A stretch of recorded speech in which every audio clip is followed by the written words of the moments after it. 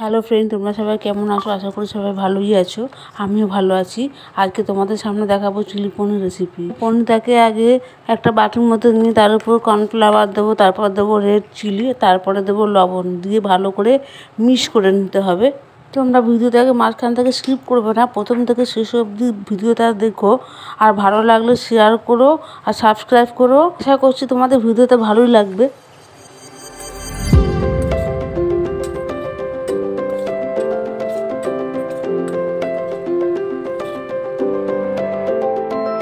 আমি গ্যাস ওভেনে আগে কড়া চাপাবো। কড়াতে আগে সাদা তেল দেওয়া হয়েছে, সাদা তেলটা গরম হবে, তারপরে আমি পনিরগুলো এক এক করে ছাড়বো।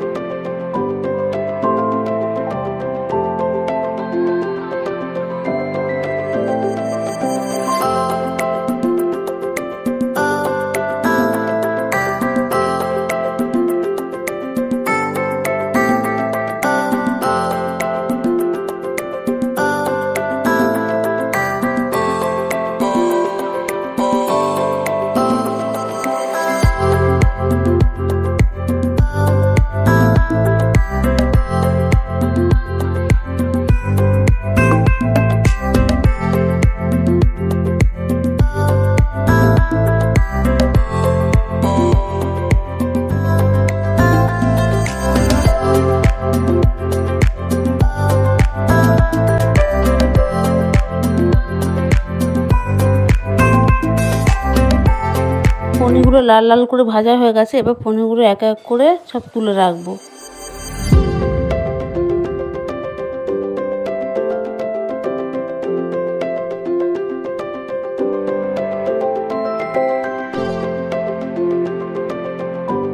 আমার পনিরগুলো ভাজা হয়ে গেছে লাল লাল করে। এবার কড়াতে তেলটা আবার গরম হচ্ছে। তেল গরম হলেই তার উপরে আমি এক এক করে সব দেবো। দেখো, প্রথমে দিলাম আদা বাটা, আদা কুচিয়ে রেখেছিলাম, সে কুচানো আদা দিলাম। তারপরে দিলাম পেঁয়াজ বড় বড় করে কাটা ছিল। এরপরে দেবো ক্যাপসিকাম, সেটা বড় বড় করে কাটা রয়েছে, দেখো দুমো দুমো করে কেটে রেখেছি। তারপরে দেবো রসুন কুচানো। এইগুলোকে সব একসঙ্গে লবণ দিয়ে ভালো করে লাল লাল করে ভেজে নেবো।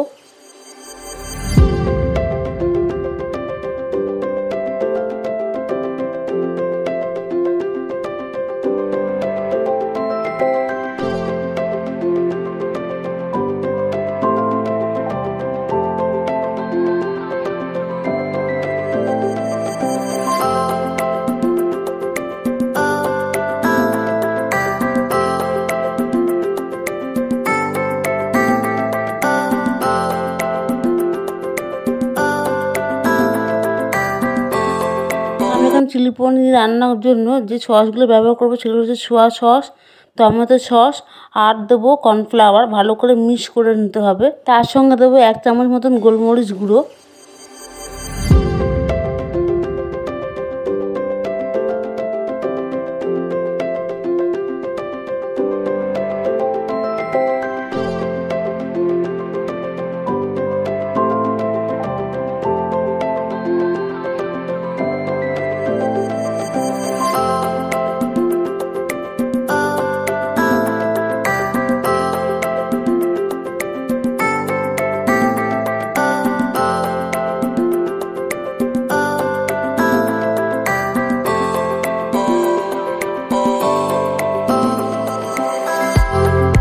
এখানে কড়াতে যে ভাজাগুলো করছিলাম সেই ভাজাগুলো হয়ে গেছে, লাল লাল করে ভেজেছি। এবার যে সসটা রেডি করেছিলাম সেই সস ঢেলে নেবো। নিয়ে এবার ভালো করে নাড়বো। নাড়তে নাড়তে জিনিসটা নরম হবে।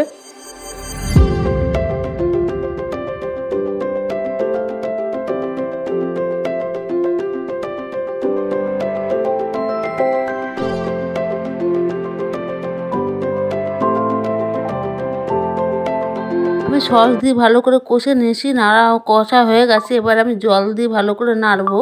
এখন জল দিয়ে নাড়া হয়ে গেলে আমি পনিরগুলো এক এক করে সব ঢেলে দেবো।